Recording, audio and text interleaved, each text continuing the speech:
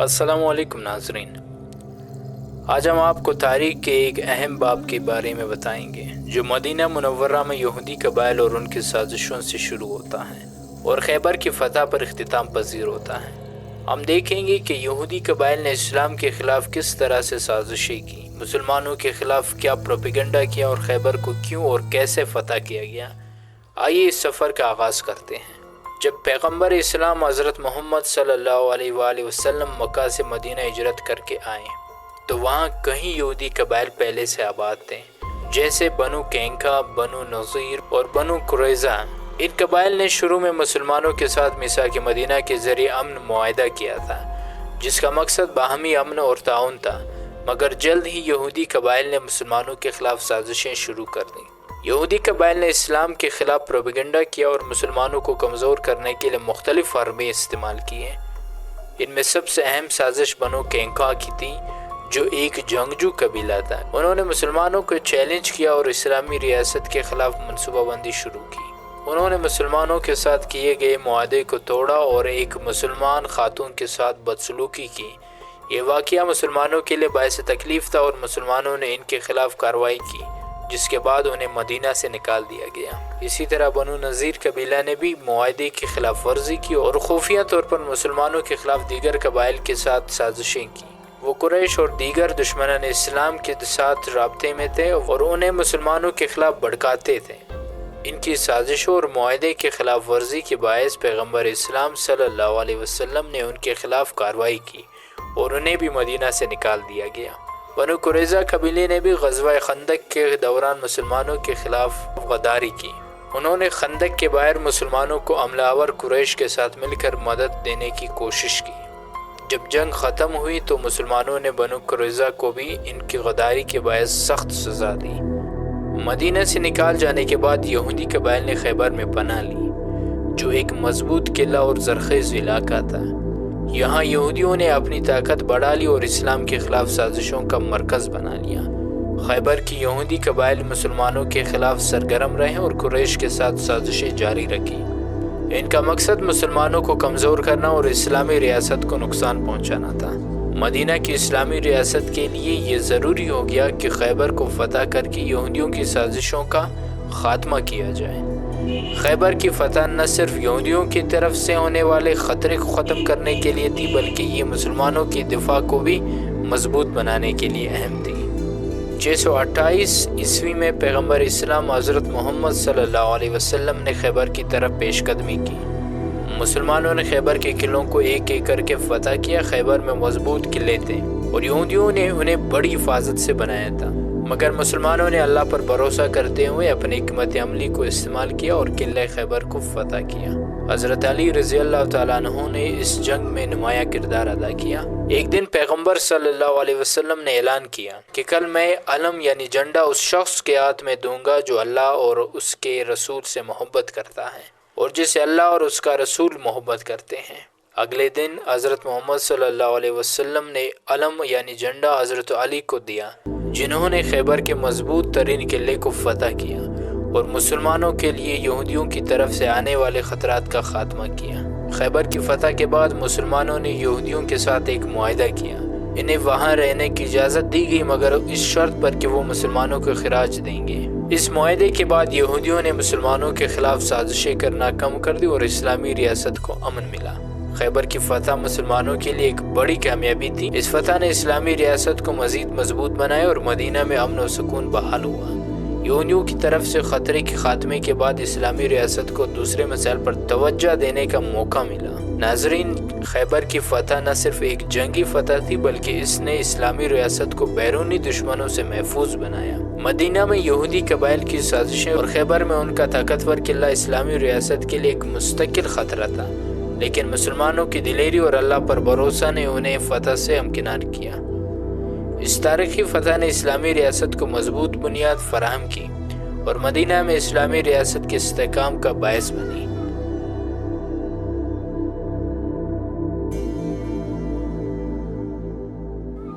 خیبر کی فتح کے بعد یہودیوں کا اثر و رسوخ حجاز کے علاقے میں کمزور ہو گیا۔ اس کے بعد مسلمانوں کی بڑھتی ہوئی طاقت اور فتوحات نے انہیں مزید علاقے چھوڑنے پر مجبور کر دیا۔ اور انہوں نے مختلف ادوار میں اسلامی خلافت کے زیر اثر علاقوں میں رہائش اختیار کی ہے۔ آئے دیکھتے ہیں کہ خیبر کی فتح کے بعد یہودیوں کی تاریخ کیسے گزری اور 1948 تک یہ کہاں کہاں آباد رہے۔ خیبر کی فتح کے بعد یہودیوں کو وہاں رہنے کی اجازت دی گئی، مگر انہیں خراج دینا پڑا۔ اس کے بعد بھی حجاز کے علاقے میں یہودیوں کا اثر و رسوخ کمزور ہوتا چلا گیا اور انہیں مختلف اسلامی سلطنتوں کے زیر اثر علاقوں میں ہجرت کرنی پڑی۔ 7ویں صدی میں جب مسلمانوں نے مختلف علاقوں کو فتح کیا تو یہودی بھی مختلف مسلم ریاستوں میں رہنے لگے۔ یہودی زیادہ تر دوسرے درجے کے شہری ذمی کے طور پر رہتے تھے، جنہیں اپنی عبادت اور روایات کی آزادی تھی، مگر انہیں مخصوص پابندیوں کا سامنا بھی کرنا پڑتا تھا۔ اموی اور عباسی خلافت کے دوران یہودی بڑی تعداد میں شام، عراق اور ایران کے علاقوں میں آباد ہوئے۔ عباسی خلافت کے دور میں یہودیوں کو معاشرتی اور علمی سرگرمیوں میں شامل ہونے کا موقع ملا۔ بغداد میں یہودیوں نے علمی ترقی میں حصہ لیا اور مختلف موضوعات پر علمی و دینی کتب تصنیف کیے۔ عباسی خلافت کے زوال کے بعد بھی یہودی مختلف اسلامی سلطنتوں میں آباد رہے، جیسے اندلس یعنی اسپین میں۔ مسلم حکمرانوں کے زیر اثر یہودی ترقی کی جانب گامزن ہوئے اور علمی و ثقافتی میدان میں نمایاں رہے۔ اس دور کو یہودیوں کے سنہری دور کے نام سے یاد کیا جاتا ہے۔ جب مسلمانوں نے اندلس پر قبضہ کھو دیا اور عیسائی حکمرانوں نے وہاں پر کنٹرول حاصل کیا تو یہودی بڑی تعداد میں عیسائی یورپ کے ساتھ ساتھ شمالی افریقہ اور مشرق وسطیٰ کی طرف ہجرت کرنے لگے۔ تاہم یورپ میں یہودیوں کو تعصبات، استحصال اور ظلم و ستم کا سامنا کرنا پڑا۔ یورپ کے مختلف ممالک میں یہودیوں کو بار بار جلا وطن کیا گیا اور ان پر شدید ظلم ڈھائے گئے۔ ان کا معاشرتی مقام کمزور ہو گیا اور انہیں الگ تھلگ بستیوں میں رہنے پر مجبور کر دیا گیا، جنہیں گیٹو کہا جاتا تھا۔ سلطنت عثمانیہ کے دور میں یہودیوں کو سلطنت کے مختلف علاقوں میں آباد ہونے کی اجازت ملی۔ جب یہودیوں کو 1492 میں اسپین سے نکال دیا گیا تو سلطان بایزید ثانی نے انہیں سلطنت عثمانیہ میں پناہ دی اور انہیں رہائش کے مواقع فراہم کیے۔ یہودی سلطنت عثمانیہ کے بڑے شہروں جیسے استنبول، اسمیرنا، سالونیکا میں آباد ہو گئے۔ انہیں تجارتی، علمی اور مذہبی آزادی حاصل تھی۔ انہوں نے عثمانی معاشرت میں اپنا کردار ادا کیا اور ترقی کے مختلف میدانوں میں اپنا حصہ ڈالا۔